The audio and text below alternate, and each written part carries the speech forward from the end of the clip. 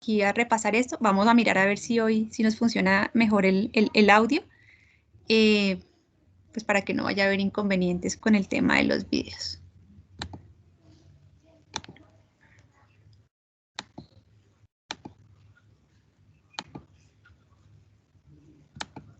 El relleno ha sido tratado ventilatoriamente y no vemos que haya una adecuada expansión del tórax. La frecuencia cardíaca permanece por debajo de 100. Empezamos Mr. Sopa. Evaluamos M, máscara. Está bien posicionada, se despejó en algún momento, la reposicionamos. R, reposición de la vía aérea en posición de olfateo. Volvemos a ventilar. Vemos que algunas ventilaciones son efectivas, otras no. El bebé persiste bradicárdico. Pasamos a la S, succión.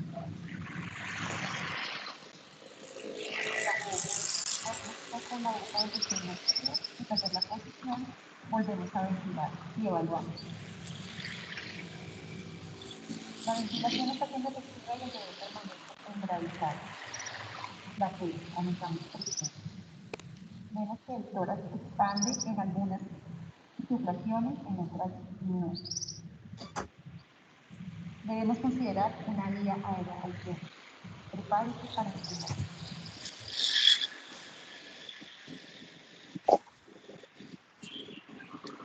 Bueno, entonces, después de realizar Mr. Sopa, tenemos que tomar decisiones claras con la frecuencia cardíaca. Vamos para la Universidad Discúlpame. Javeriana, por favor. Perdón, alguien tiene abierto el micrófono.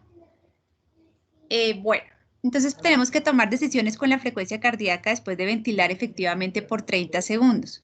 Entonces, antes de pasar a esta parte, vamos a mirar acerca de las vías aéreas alternas, ¿de acuerdo? Entonces, vamos a devolvernos un poco. Y vamos a mirar esta parte. Entonces, acordarnos que las decisiones con los valores de la frecuencia cardíaca van a depender de si esa frecuencia cardíaca está por encima de 100 o por debajo de 100. Eso va a apoyar nuestras decisiones, ya que volvemos a retomar que el mejor parámetro clínico de que estamos dando una ventilación a presión positiva de manera efectiva es que la frecuencia cardíaca comienza a aumentar. Entonces, ¿cómo determinamos esa frecuencia cardíaca? Contamos en 6 segundos cuántos latidos hay y lo multiplicamos por 10. Es la manera como más fácil de hacerlo y pues la más rápida también dentro de la reanimación. Esta frecuencia cardíaca, vamos a ver más adelante, la pueden tomar en la base del cordón umbilical o pues obviamente con un fonendoscopio. Recordar que siempre que estamos ventilando, pues el aire no solamente va a entrar a la vía aérea, sino también va a entrar al tracto gastrointestinal. Entonces puede haber distensión del abdomen y eso interfiere con la posibilidad de distensibilidad del diafragma, puede haber regurgitación. Nos aconsejan mucho tomar y poner una sonda orogástrica en el momento de que estamos ventilando a estos bebés y cuando la ventilación ya, digamos que se ha tornado un poco más prolongada sobre después del primer ciclo, segundo ciclo. Y esta sonda, la medida es tomar la medida del puente de la nariz al lóbulo de la oreja y del lóbulo de la oreja al apéndice sifoides. Esto permite que el abdomen no se distienda y que no haga como un patrón restrictivo a la parte ventilatoria. ¿Cuándo podemos suspender esta ventilación a presión positiva? Entonces, la ventilación a presión positiva se puede suspender cuando la frecuencia cardíaca sea continuamente mayor de 100 y pues el bebé tenga una respiración espontánea sostenida. Luego de suspender la ventilación a presión positiva, debemos usar oxígeno a flujo libre o CPAP. Cuando hablamos de CPAP, hablamos de presión de final de expiración y FiO2, digamos que eso es lo que compone un CPAP, según sea necesario para mantener la saturación de oxígeno dentro de los rangos objetivos. ¿Listo? Entonces, vamos a hablar de la vía aérea alternativa. Entonces, ¿cuándo la debemos considerar? Si la ventilación con máscara no da como resultado una mejoría clínica.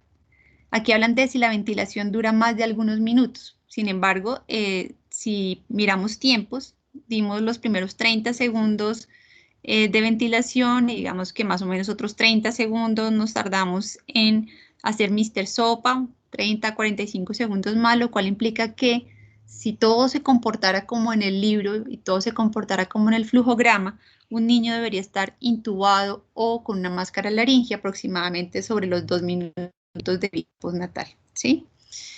¿Cuándo más considerar una vía aérea alterna? Si se necesitan compresiones torácicas o en circunstancias especiales, como la estabilización de un recién nacido con hernia diafragmática, que tiene una contraindicación clara de suministrar presión positiva, dado que, así como les comentaba, el aire no solamente va a la vía aérea, sino también al tracto gastrointestinal, y pues en la hernia diafragmática esto haría que el intestino que está ocupando el tórax tuviese una distensión importante y pues empeorara como tal la parte ventilatoria de este bebé. También lo podemos usar los tubos orotraqueales, sobre todo para administrar medicamentos, lo vamos a ver más adelante, o si necesitamos succionar directamente la tráquea cuando vemos que la vía aérea está obstruida por secreciones.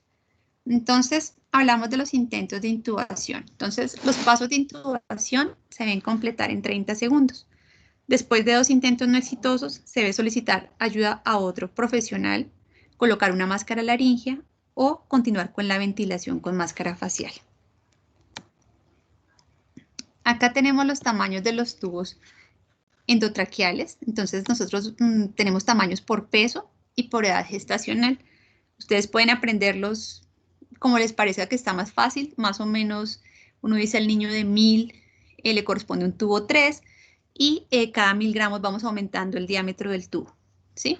Siempre tenemos que tener un tubo más grande y un tubo más pequeño, porque pues solamente en el momento de la laringoscopia es que vamos a poder ver exactamente qué tamaño tiene la vía aérea y cuál tubo orotraqueal es el que nos corresponde pues para ese bebé. Preparar el laringoscopio. Entonces, ¿cómo intubamos nosotros? Con hojas rectas, no curvas. Por la anatomía de la vía aérea del recién nacido, tiene una disposición mucho más anterior de la tráquea. Muchas veces nos tenemos que ayudar con maniobras de Selig. La mayoría de las veces, recuerden que no usamos guías, porque usamos tubos orotraqueales muy pequeños, y las guías pueden obstruir el calibre del tubo, y no solamente eso, sino que si lamentablemente la guía está o sobrepasa el tamaño del tubo, puede hacer una lesión a nivel de la tráquea. Entonces, esto es de práctica. Intubar, digamos que siempre va a ser, en cuanto a la parte técnica, similar en todos los seres humanos, pero es más de práctica la parte para los recién nacidos por la vía aérea anterior. Usamos hojas 0 para prematuros, 1 para neonatos a término, y tenemos una hoja especial que es la doble 0 para los bebés que son prematuros extremos, ¿sí? Recuerden siempre comprobar el funcionamiento. Eso entra dentro de lo que hablamos de preparar el equipo. O sea, no puede ser que me pasen un laringoscopio y que no me prenda el laringoscopio porque esté mal por alguna razón el bombillo o porque se le han acabado las pilas, ¿de acuerdo? ¿Qué puede fallar mientras estoy intubando? Pues muchas cosas realmente. Que la posición del niño no esté en la correcta posición, o sea, que no esté en la posición de olfateo, que no esté centrado. Generalmente introducimos el laringoscopio con la mano izquierda, independiente de la lateralidad, y la idea es introducir toda la hoja e irnos devolviendo. Entonces, si vemos que la lengua, ¿sí?, es porque el laringoscopio no está insertado lo suficiente. Si vemos las paredes del esófago, es porque el laringoscopio probablemente está muy adentro. Recuerden que cuando hablamos de anterior, hablamos, por decirlo algo así, para que tengan un punto de referencia, viendo la vía aérea desde mi perspectiva hacia arriba. Eso es anterior. Entonces el esófago siempre está posterior y generalmente pues el que es el orificio que pues podemos ver más fácilmente. Y también nos puede pasar que veamos una anatomía que no concuerda con ninguna de las que estamos acostumbrados a ver. Entonces, pues claramente ahí, ¿qué es lo que sucede? Pues que el laringoscopio puede estar insertado de lado, ¿sí? Y podemos tener pues dificultades, y podríamos corregirlo fácilmente pues volviendo a poner la vía aérea a nivel central y en una adecuada posición. ¿Cómo sabemos que intubamos y que es un éxito nuestra intubación? Entonces, mediante capnografía, que claramente no tenemos. Yo siempre les digo que nosotros somos muy clínicos en todo y realmente no necesitamos un capnógrafo para poder saberlo. Aumenta la frecuencia cardíaca rápidamente, obviamente auscultamos y entonces los sonidos son simétricos en ambos campos pulmonares y pues vemos que hay una expansión torácica, ¿sí? ¿Qué puede pasar durante los periodos de intubación? Pues que haya hipoxia, que haya bradicardia, que intubemos de manera selectiva y no nos demos cuenta porque no auscultamos y que podamos hacer un neumotórax, ¿no es cierto? Que hayan contusiones o laceraciones, que se pueda perforar el esófago, la tráquea y pues que si no cuidamos nuestra asepsia y antisepsia, pues que podemos favorecer infecciones, ¿de acuerdo? Entonces todo eso tenemos que tenerlo presente en el momento de la intubación. Entonces nuevamente, insertamos el laringoscopio desde la cabecera del recién nacido, lo sostenemos con la mano izquierda y estabilizamos la cabeza del recién nacido con la mano derecha. Lo que tenemos que ver claramente, entonces son las cuerdas, ¿no es cierto? La vallécula es este espacio y es la epiglotis. Entonces, dos formas. Poner el laringoscopio en la vallécula y llevar toda la anatomía hacia adelante, o sea, hacia arriba, o algunos pisan la epiglotis y se llevan hacia arriba para exponer las cuerdas. Deslizamos la hoja sobre la lengua y la insertamos en la vallécula, levantamos la hoja desplazando hacia arriba la lengua y se expone pues la faringe, se inserta el tubo orotraqueal entre las dos cuerdas.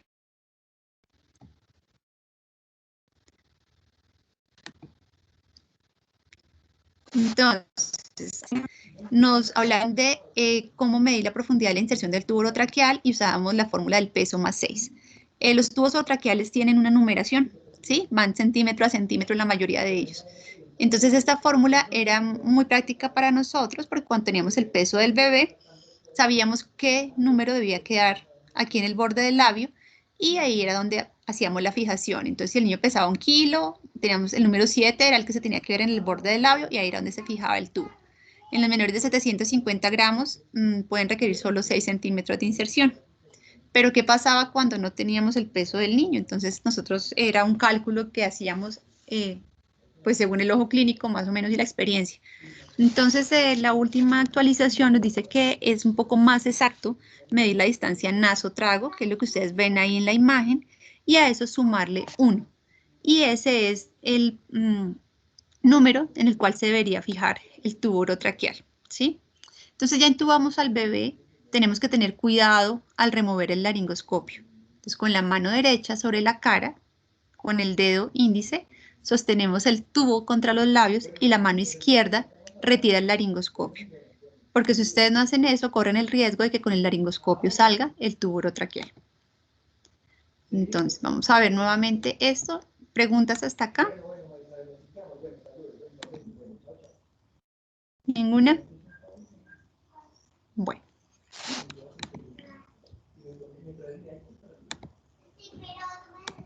Vamos a poner entonces acá esto y vamos a... Select a blade. A 0 is typical for preterm babies and a 1 for term newborns. Attach it to the handle by holding the blade and handle parallel. Place the hook of the blade over the bar of the handle and pull downward along the plane of the handle. Turn the light on by clicking the blade into the open position to assure that the batteries and light are working. Check to see the bulb is screwed in tightly. First, stabilize the baby's head with your right hand. Free flow oxygen should be delivered throughout the procedure. Second, slide the laryngoscope blade over the right side of the tongue, pushing the tongue to the left side of the mouth, and advance the blade until the tip lies in the vallecula, just beyond the base of the tongue, or place the tip under the epiglottis and lift the epiglottis upward to expose the glottis. Third, lift the blade slightly, thus lifting the tongue out of the way to expose the pharyngeal area. When lifting the blade, raise the entire blade by pulling up in the direction the handle is pointing. Do not elevate the tip of the blade by using a rocking motion and pulling the handle toward you. Poor visualization of the glottis may also be caused by not elevating the tongue high enough to bring the glottis into view.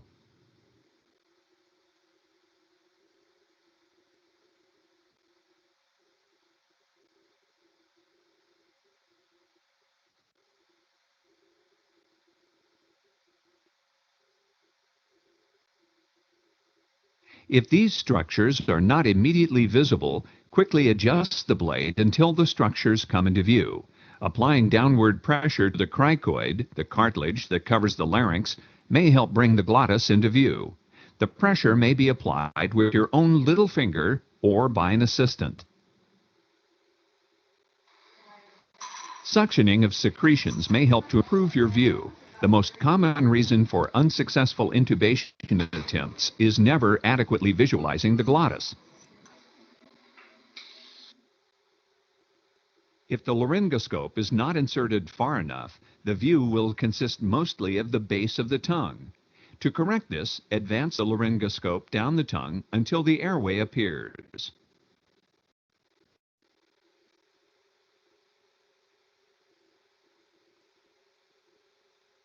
If the laryngoscope is inserted too far, the view will consist of the esophagus. To correct this, slowly slide the laryngoscope out until the airway comes into view.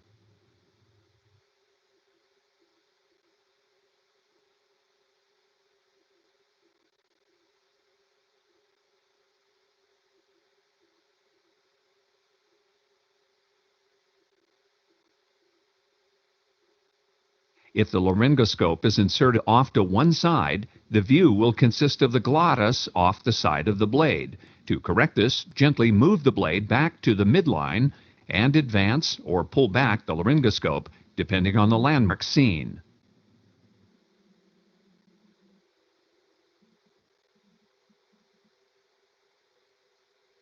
Holding the tube in your right hand, introduce it into the right side of the baby's mouth, with the curve of the tube lying in the horizontal plane.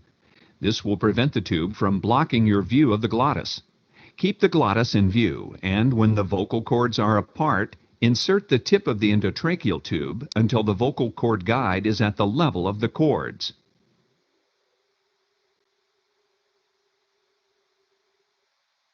Stabilize the tube with one hand and remove the laryngoscope with the other.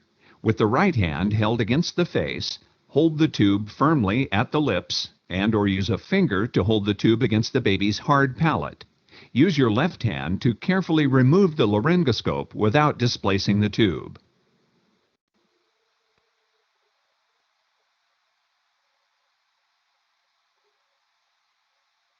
Attach a ventilation bag or a T-piece resuscitator to the tube, take steps to be certain the tube is in the trachea, and resume positive pressure ventilation with 100% oxygen. Breath sounds should be audible over both lung fields, but decreased or absent over the stomach. Don't hear it on the left. 52.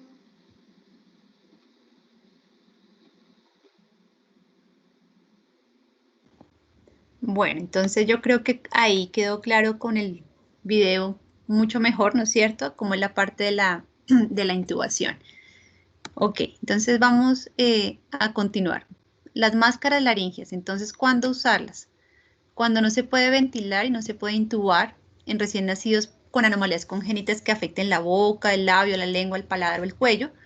Cuando sea difícil lograr un buen sello con una máscara facial y sea difícil o inviable visualizar la laringe con un laringoscopio.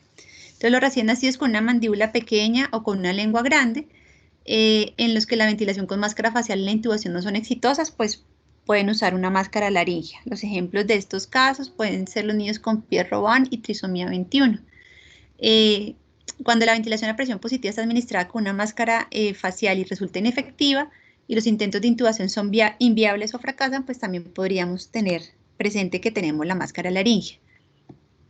Que pues aquí esta que tienen acá es la más pequeña, es muy fácil de manipular y pues de introducir en la vía aérea. ¿Cuáles son las limitaciones? Que no ha sido estudiada para succionar secreciones de la vía aérea, que se necesitan altas presiones pues mayores a las que se necesitan con un tubo orotraqueal, porque hay una posibilidad de fuga de aire, porque no hay un sello hermético. Algunos informes hasta ahora están describiendo el uso de máscara laringea concomitante con compresiones en cuanto a la coordinación como tal y a qué tanta oxigenación nos brinda. No hay evidencia para recomendarla como vía de administración de medicamentos durante la reanimación y no se puede usar aún en niños muy pequeños porque en la actualidad la máscara más pequeña está para usar con bebés que pesan más de 2000 gramos. Entonces también tiene sus limitaciones, pero pues es importante que ustedes sepan que también se puede usar. Perdón. Bueno, entonces vamos a mirar y vamos hasta acá. Entonces ya intubamos al bebé, hicimos Mr. Sopa, llegamos hasta vía alterna y posterior a llegar a esto, evaluamos la frecuencia cardíaca del recién nacido y el recién nacido está con una frecuencia cardíaca menor de 60. Entonces, si el nene está con una frecuencia cardíaca menor de 60, ya está intubado. Entonces vamos a obviar aquí la intubación si todavía no lo ha hecho. Debemos empezar a pensar en que va a necesitar compresiones torácicas coordinadas con BPP.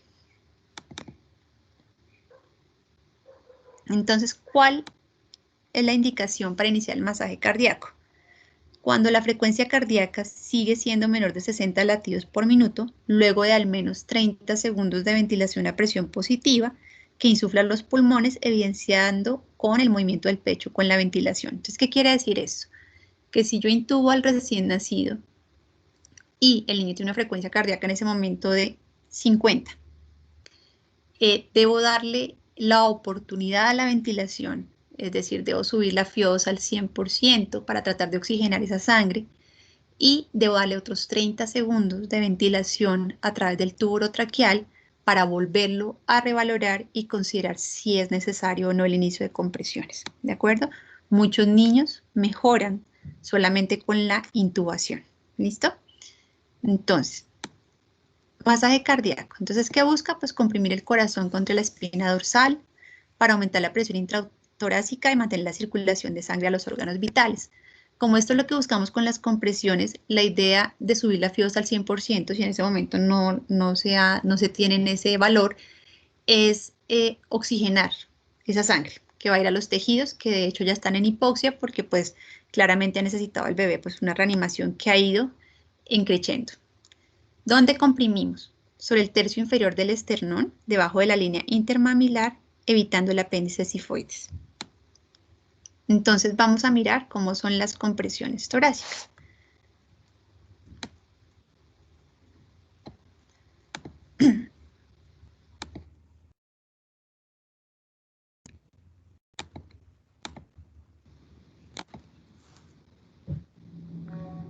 Decidimos usar una vía aérea alterna, en este caso un tubo orotraqueal. Ante la inadecuada respuesta del recién nacido, aumentamos la FIOS aportada de 21% inicial a 40%, con un suministro de oxígeno por manguera. Persiste bradicárdico, por lo cual aumentamos la FIOS aportada cercana al 100%, conectando el reservorio al dispositivo. Debemos suministrar 30 segundos de ventilación efectiva a través de un tubo orotraqueal con una FIO2 cercana al 100% para posteriormente evaluar la frecuencia cardíaca y tomar la siguiente conducta.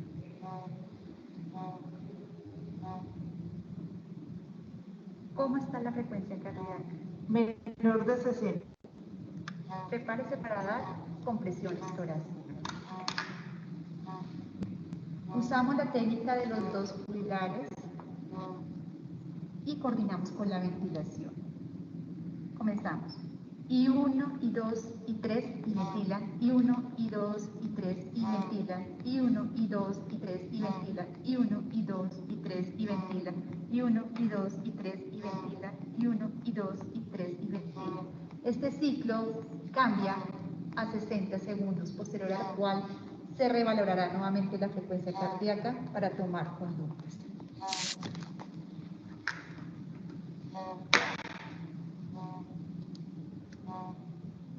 ¿Cómo está la frecuencia cardíaca? Menor de 60. Continuamos con las compresiones coordinadas con la ventilación y debemos iniciar el paso de un catéter umbilical para administración de medicamentos. Bueno, entonces, toda esta parte de las compresiones, es importante recordar que pues van a necesitar 2 reanimadores para administrar compresiones. Esta foto de acá, este diagrama, era lo que nosotros hacíamos previamente. Entonces la persona se ubicaba enfrente de la persona que estaba dando ventilación y daba el masaje cardíaco. ¿Qué pasa con esto? Que esta técnica de los 2 pulgares realmente es la más recomendada ahora porque es la que puede suministrar una presión constante, la que evita menos fatiga del segundo reanimador. Y pues si estamos acá y decimos que necesitamos un catéter umbilical, probablemente las posibilidades de que alguien venga, si nosotros estamos obstruyendo el abdomen y tenga un espacio para pasar un catéter, pues son nulas. Por esa razón, ustedes vieron que la doctora Bertolotto se hizo junto a mí y esa es la posición o la nueva indicación del libro de que se debe dar masaje cardíaco desde la cabecera del paciente, también al lado de la persona que está dando ventilación. ¿Para qué? Para dejar libre toda esta parte abdominal para que cuando la persona venga a pasar el catéter umbilical pues tenga todo el espacio para poderlo hacer. Lo ideal, como les decía, cada vez más es acortar tiempos. Entonces, si yo ya empecé a dar masaje, si no tengo al tercer reanimador o la persona que sabe pasar el catéter, en ese momento debería empezar a llamarlo y empezar a alistar absolutamente todo lo que se tenga a mano para poder pasar el catéter. Entonces, hablamos del método de los 2 pulgares, que ya lo vieron en el video, y el de los 2 dedos, que era el que antes usábamos para despejar la parte abdominal. Digamos que el método de los 2 dedos, claro, todavía se puede usar, pero hablan de que es mucho más recomendable la de los 2 pulgares, pues por las razones que les expuse previamente. Perdón, vamos a mirar una cosa acá. ¿Cuánto debemos comprimir el tórax? 1/3 del diámetro antero-posterior del tórax. Esa es como la medida que tenemos para poder lograr pues una adecuada perfusión. Y recordar que pues que puede pasar que debajo de la reja costal, ¿no es cierto? No solamente está el corazón y los pulmones, sino también esta parte del hígado.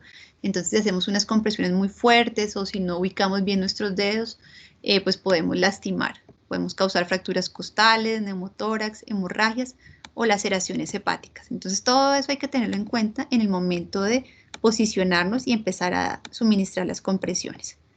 ¿Con qué frecuencia se realiza el masaje cardíaco y se coordina con la ventilación? Entonces ya vieron que siempre estamos con el I1, I2, I3 y ventila, I1, I2, I3 y ventila. En ese orden de ideas damos 90 compresiones y 30 ventilaciones por minuto con una frecuencia de 3 a 1 y cada ciclo de estos aproximadamente debe durar 2 segundos. Entonces el éxito de todo esto está en la coordinación.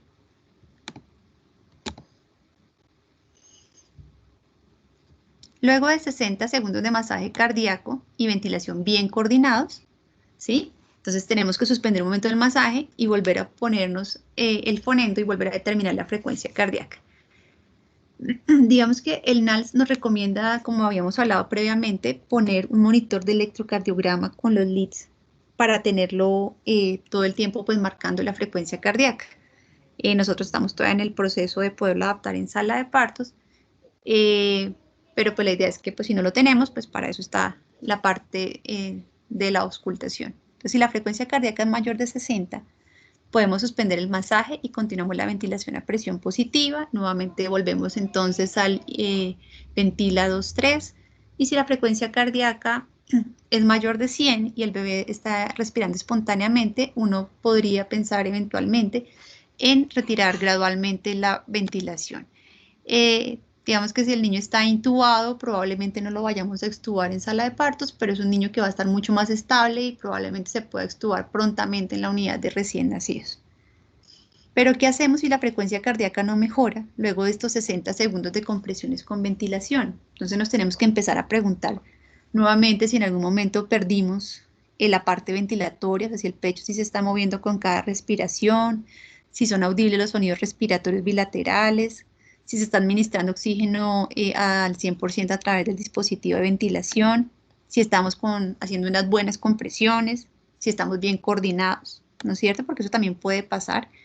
Pero si definitivamente todo esto está bien, entonces la indicación es iniciar pues, el manejo con medicamentos.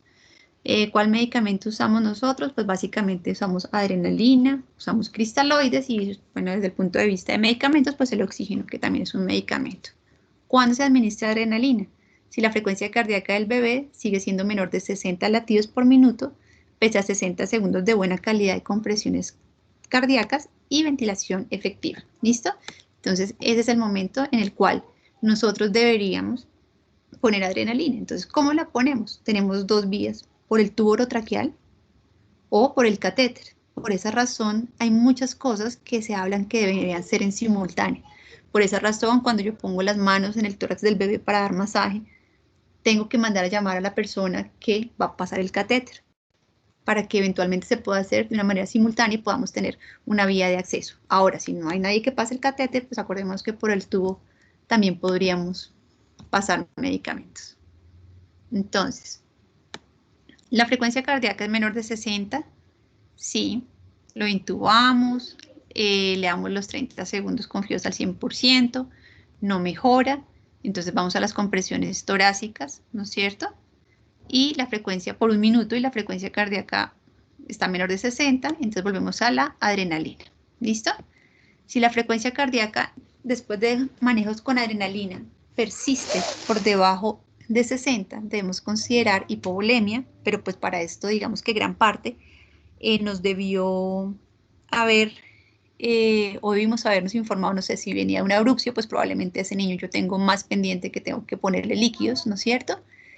Y también tenemos que considerar la posibilidad de haber hecho algo de iatrogenia, que el bebé tenga un neumotórax. Antes de administrar medicamentos se debe verificar la efectividad de la ventilación y de las compresiones. En la mayoría de los casos, pues el niño claramente debe estar intubado o con una máscara laringia para mejorar la eficacia de la ventilación. Si la frecuencia cardíaca permanece por debajo de 60 latidos por minuto, a pesar del suministro de ventilación y masaje, la primera acción pues es asegurar que la ventilación y el masaje estén aplicándose en forma óptima, que se esté usando oxígeno al 100% y que nos podamos responder a esas preguntas que ya nos habíamos hecho previamente. Volvemos otra vez a retomar. La adrenalina se indica si la frecuencia cardíaca del bebé sigue por debajo de 60 latidos por minuto luego de al menos 30 segundos de BPP que insufla los pulmones y otros 60 segundos de compresiones torácicas coordinadas con BPP usando oxígeno al 100%. Entonces, ¿quién me ayuda a llenar estos espacios? Que es como el resumen de lo que estamos hablando.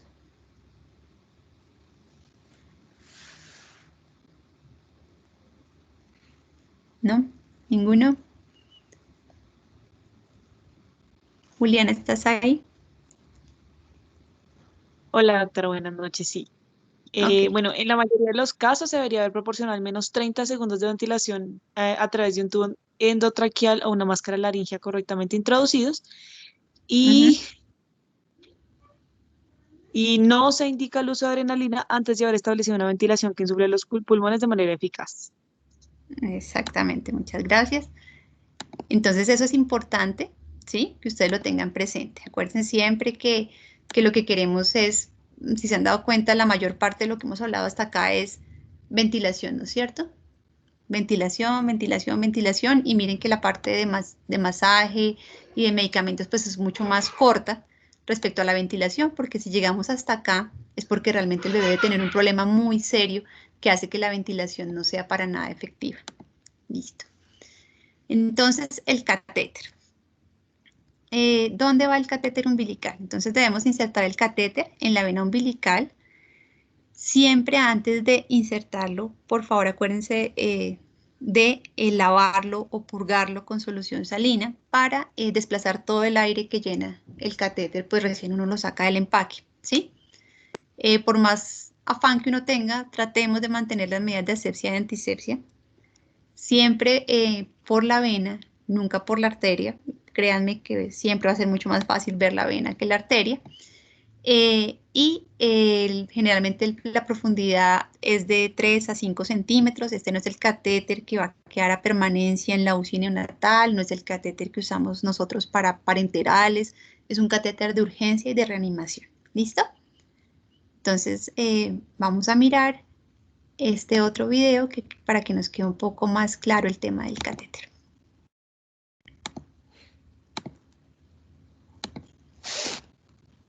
caso de requerir medicamentos, la mejor vía en un recién nacido siempre será la vena umbilical.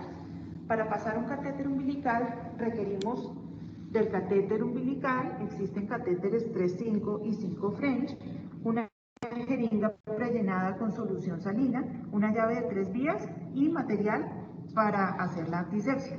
Recordemos que este debe ser un procedimiento estéril, requerimos de campos estériles y guantes estériles. Colocamos la llave de 3 vías en el catéter. Procedemos a purgar el catéter. Retiramos la aguja, dejamos la llave de 3 vías abierta hacia el catéter, colocamos la jeringa y lavamos el catéter garantizando que salga la solución salina por la punta del mismo. Procedemos a limpiar el cordón umbilical. Usamos clorexidina. Limpiamos el cordón umbilical. Con una hoja de bisturí cortamos de manera perpendicular y vamos a visualizar los 3 vasos, las 2 arterias umbilicales y la vena. Las arterias generalmente se ven como pequeños gusanitos blancos y la vena como un gran hueco que generalmente se encuentra a las 11 si miráramos el cordón umbilical como si fuera un reloj. Procedemos a insertar el catéter en la vena umbilical.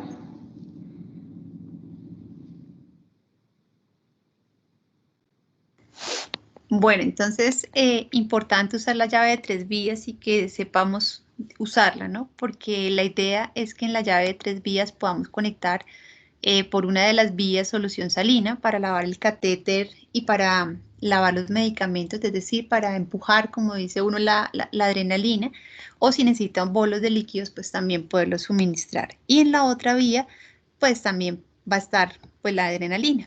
Entonces vamos a mirar cómo es la dilución de la adrenalina, porque la ampolla de adrenalina viene de 1 miligramo en 1 mililitro y debemos llegar a una dilución.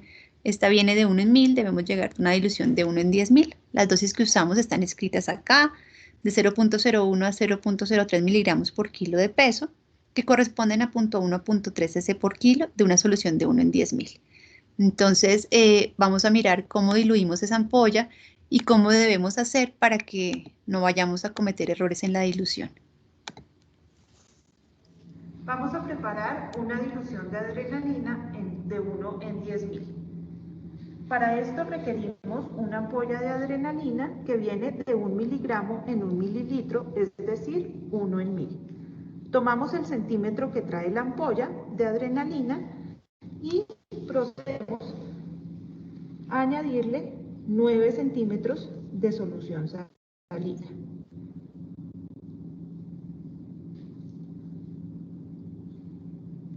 Para obtener la dilución de adrenalina de 1 en 10.000. Para facilitar la administración, podemos trasladar 1 centímetro de esta dilución a esta jeringa de 1 centímetro y proceder a la aplicación. Bueno, la administración es endovenosa, preferiblemente pues para nosotros, o intraósea, digamos que teniendo como acceso principal el cordón umbilical, las intraóseas no son nuestra principal vía de acceso para medicamentos. Usamos la vía endotraqueal, solo mientras se consigue una vía endovenosa y pues la adrenalina se pasa de forma rápida. Se repite la dosis cada 3 a 5 minutos. La idea de esto es que la vida media de la adrenalina aproximadamente cesa, entonces si administramos dosis reiterativas mucho más antes de los tiempos, pues probablemente los receptores pues estén saturados y lo único que hagamos es perder medicamentos. Y los expansores de volumen, entonces ¿cuándo? Si el bebé no responde a los pasos de reanimación y hay signos de choque o antecedente de pérdida de sangre aguda. Entonces, ¿cuál es el expansor de volumen? La solución salina normal y en anemia sospechada, pues glóbulos rojos empaquetados o negativos. La dosis generalmente se tiene que administrar intravenosa durante 5 a 10 minutos. O sea, digamos que este bolo no es un bolo de empujar, un bolo realmente de solución salina y generalmente son 10 cc por kilo lo que usamos. ¿Qué debemos hacer si no hay mejoría? Entonces, la ausencia persistente de frecuencia cardíaca detectable, o hablar de cero, y ahorita vamos a hablar un poquito de esto, a los 10 minutos, es un elemento pronóstico de mortalidad y morbilidad grave de los recién nacidos. Esto tiene unas comillas que ya vamos a mirar.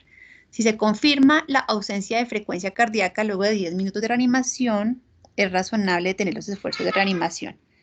Entonces, acuérdense que esa es la recomendación. Si nosotros sumamos todos los tiempos eventuales y el niño se comporta como en el flujograma y podemos hacer todo de una manera perfecta, si tenemos un tubo orotraqueal instaurado o ya en el bebé sobre los 2 minutos y medio, entonces le damos otros 30 segundos de ventilación, ¿no es cierto? Que sea efectiva, con fluidos del 100%. Entonces allá vamos como 3 minutos. Luego el niño no responde, entonces van más o menos, le damos los otros 60 segundos con compresiones, entonces van 3 minutos y medio, 4. Y ahí empezamos a poner la adrenalina cada 3 minutos. ¿Sí? Entonces eso básicamente si sumamos todos esos tiempos estamos hablando de aproximadamente 10 minutos de reanimación. Por eso hablan que si uno hizo todo bien, en esos 10 minutos eventualmente podría suspender las maniobras. ¿Listo? Este me queda mucho más difícil hacerlo con ustedes, pero vamos a tratar de hacerlo si me ayudan y no sé si alguno... vamos a empezar acá. Entonces, niño a término respira o llora o en tono muscular. Si eso pasa, ¿qué hacemos con ese bebé? Ya les voy a poner aquí abajo para que puedan leer.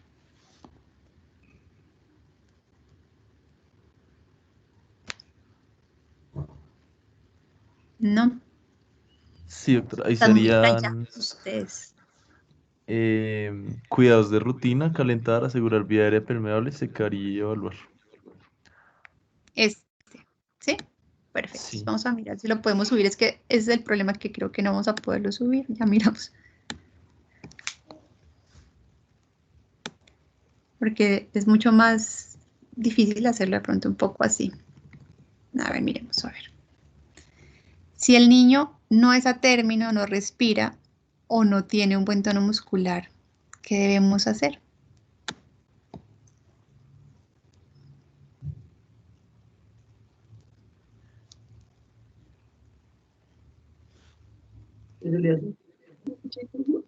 Ahí lo que hacemos es suministrar calor, posicionamiento y limpieza de la vía aérea y lo estimulamos.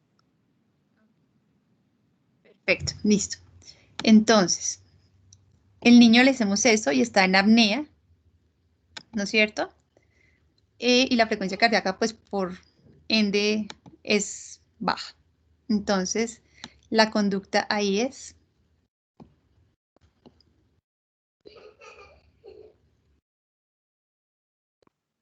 BPP, doctora, monitor de SP2 y considerar el electrocardiograma.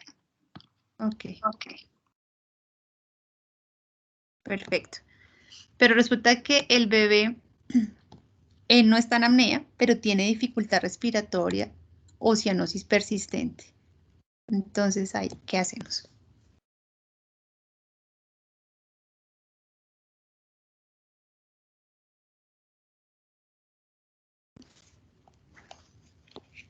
A ver, chicos.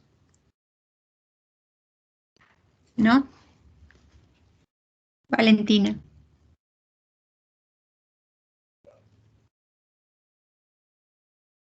Qué pena, puede repetir pues Ok. el algoritmo en dónde vamos. Vamos acá, en que el bebé está respirando, pero tiene dificultad o cianosis persistente. Doctora, ahí sería despejar la vía aérea, vigilar la saturación de oxígeno y considerar CPAP. Exactamente. Bueno, listo. Entonces, acá, la ventilación, leímos BPP, ¿no es cierto? Lo monitorizamos y la frecuencia cardíaca es menor a 100 latidos por minuto. ¿Qué debemos hacer? O sea, ya leímos el primer ciclo. Y ahora vamos a mirar qué vamos a hacer, porque el niño no mejora. ¿Qué hablamos de esas evaluaciones que hicimos y fue con lo que empezamos el día de hoy?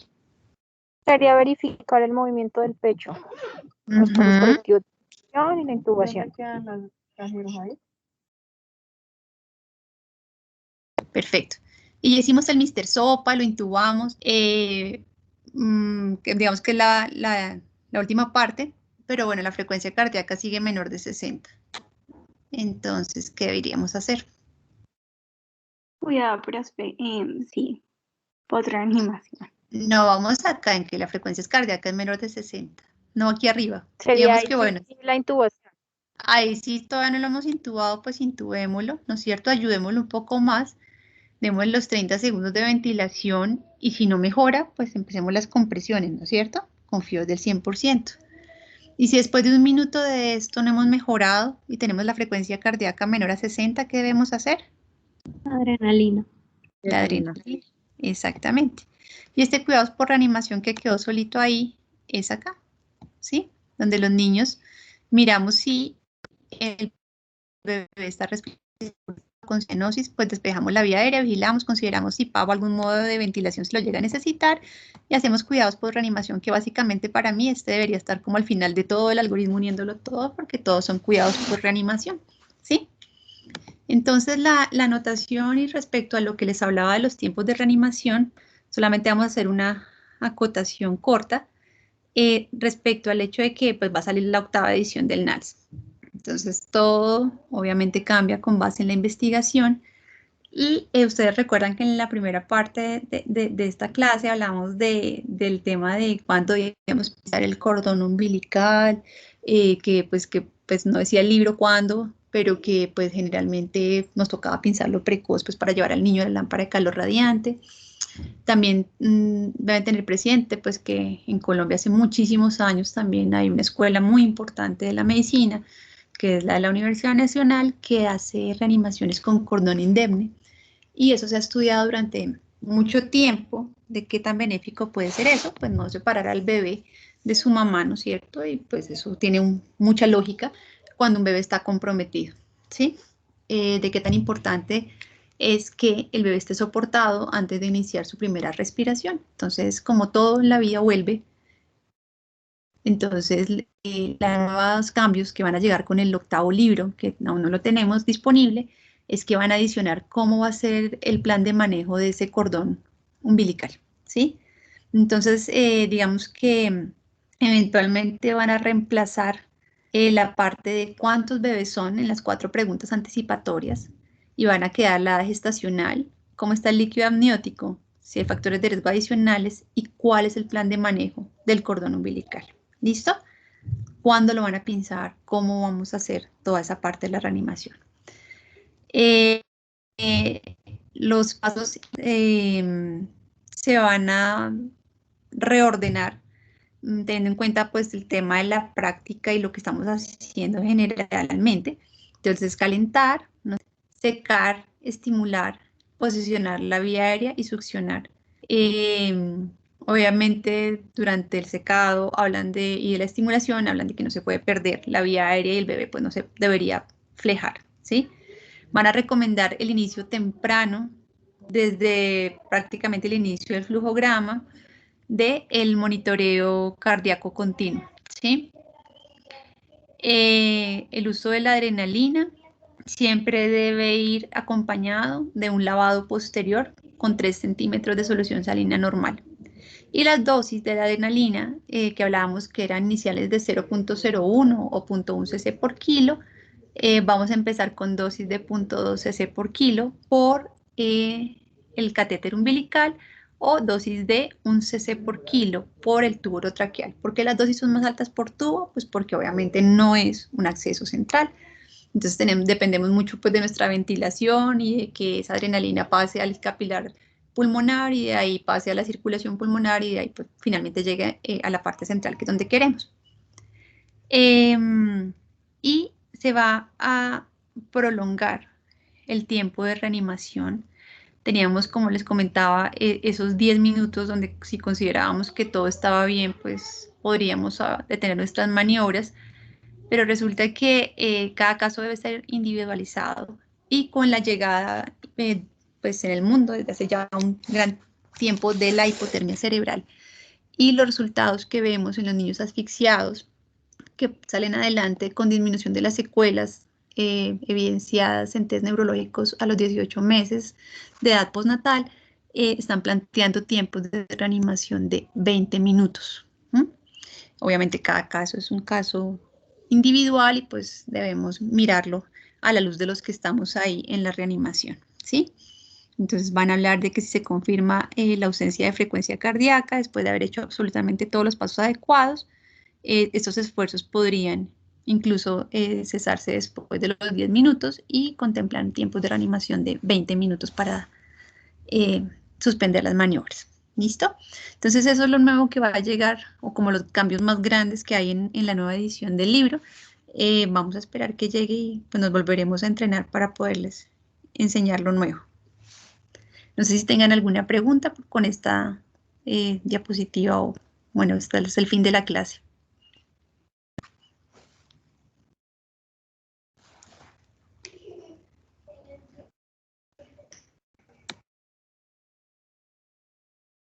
Gustavo, ¿quieres preguntar algo? Sí, doctora. Digamos, en el caso de un síndrome aspirativo, que el paciente pues haya requerido intubación durante la reanimación, ¿en qué momento se hace la aspiración de secreciones? Digamos, ¿qué tanta importancia o qué tanto prima eso por encima de la intubación o cuando se hace bien eso? Pues como te comentaba, Gustavo, hace muchos años hacíamos muchas maniobras que demoraban el inicio del soporte ventilatorio como tal. Entonces, básicamente estos niños se hacen los pasos iniciales, ¿sí? Se aspiran las secreciones de ser necesario dentro de esos pasos iniciales y si el niño no respira inmediatamente se inicia la ventilación a presión positiva.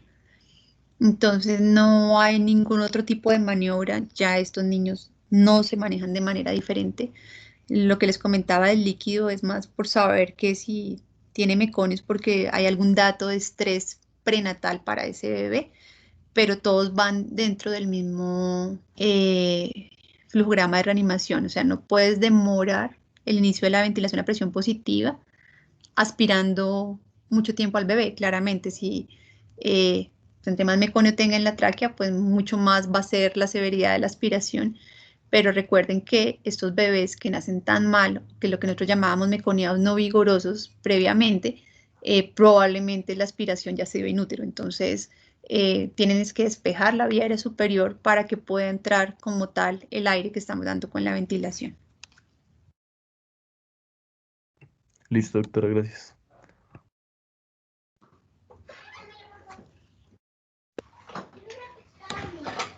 Espérate que me salí. José, gracias.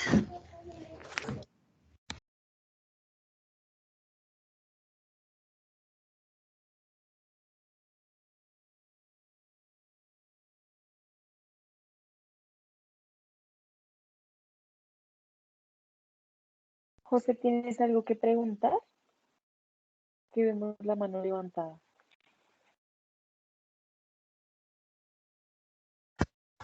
¿Me escuchan? Ahora Sí, señor. Tenía una pregunta. Estaba leyendo, por ejemplo, una guía de reanimación neonatal y encontré que las excepciones, pues, para no dar reanimación se consideran como, por ejemplo, anencefalia o que haya nacido prematuramente menor de 24 semanas o con un peso menor a 400 gramos, pero pero decía que sí se puede continuar si se considera que posee como vitalidad extrema o vitalidad. Sí, y por eso tenía esa pregunta como a qué se refiere eso de vitalidad extrema. Bueno, haces una pregunta, digamos, que nosotros también nos preguntamos cuando vamos a reanimar un prematuro extremo. Entonces, durante mucho tiempo ha existido esta discusión y creo que no hemos llegado aún a un acuerdo. Nosotros, digamos, como grupo sí, pero en general en Bogotá todas se siguen viendo grandes diferencias entre las diferentes unidades que manejan recién nacidos. Digamos que todo depende de qué tanto recurso humano, recurso técnico y de insumos y económico, pues también tengan cada una de las unidades y qué tan, o sea, con qué estadísticas están manejando estos bebés. Entonces, en otras unidades del mundo, manejan mucho el registro de las estadísticas de sobrevida de los recién nacidos prematuros extremos.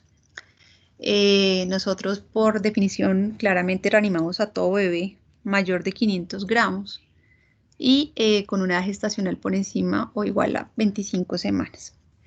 De las 23 a las 25 semanas hablan de un periodo gris, ¿no es cierto?, en el cual digamos que cada bebé debe ser individualizado. Y esto aplica un poco más pues, para las unidades de Norteamérica que tienen un poco más de experiencia en esto. Y esa vitalidad es que si el bebé de 23, 24 semanas nace y tiene algún tipo de esfuerzo respiratorio, eventualmente puede ser llevado a reanimación. Pero no solamente es esto, sino también la parte de la consejería con los padres, la parte de sentarse previo al parto, no en el momento en que la señora está con las contracciones o no en el momento en que le están poniendo la anestesia porque le tuvieron que hacer una cesárea, sino cuando se conoce que hay un riesgo de un parto de un bebé prematuro extremo. Se hacen reuniones en las cuales están los neonatólogos, el obstetra, los padres, casi siempre llevan a alguien pues como de apoyo emocional y hablan acerca de las estadísticas que se tienen y de la sobrevida y de la mortalidad de cada uno de los bebés e involucran a los padres en las decisiones acerca de reanimar o no reanimar a estos bebés tan prematuros, ¿sí? Entonces nosotros tenemos pues por definición como eso, los 500 gramos, las 25 semanas, pero de ahí para abajo creo que nos toca individualizar a cada paciente, eventualmente son niños que son supremamente inmaduros, que probablemente si salen de la reanimación en sala de partos no van a tener un éxito posterior en la unidad de recién nacidos. Entonces, no es fácil cuando hay un prematuro extremo, muy extremo, generalmente pues nos hacemos la misma pregunta, ¿no? Entonces, tenemos que tener como un plan de manejo previo, siempre pues esperamos que nazca y eventualmente miramos eso, la vitalidad y nos aseguramos pues de la edad gestacional, porque claramente entre más pequeños son, el VALAR es mucho más complejo de hacer y más si estamos decidiendo si vamos a reanimar, pues no podemos hacer un VALAR para decidir si vamos a reanimar, ¿sí? No sé si contesté tu pregunta porque no tenemos certezas, o sea, en esta parte de la viabilidad no hay certezas. Sí, doctora, muchas gracias. José.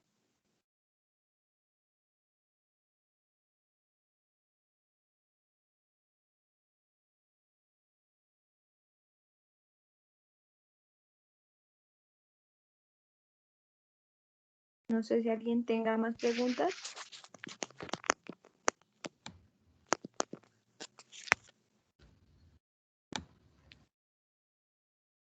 Bueno, parece que no, doctora Isa. Muchas gracias. Muchas gracias por la presentación, por las presentaciones. Realmente son muy buenas y creo que la herramienta que ustedes idearon para este tema quedó súper bien montada. Felicitaciones, doctora. Muchas gracias y pues estaremos pendientes de la próxima actualización y pues de mirar qué es lo nuevo que viene con esto, pues para, como digo yo, todos los días uno se reentrena y todos los días cuando una reanimación aplica esto y se vuelve a corregir y se autocorrige respecto a lo que pudo haber sido mejor, ¿no? Que es como lo importante. Bueno, muchas gracias. Entonces nos reunimos la próxima semana. ¿O quieren decir algo? Juliana, ¿tú vas a decir algo? Sí, doctora, vale, dale. Sí, les íbamos a mostrar súper rápido por aquí el primer post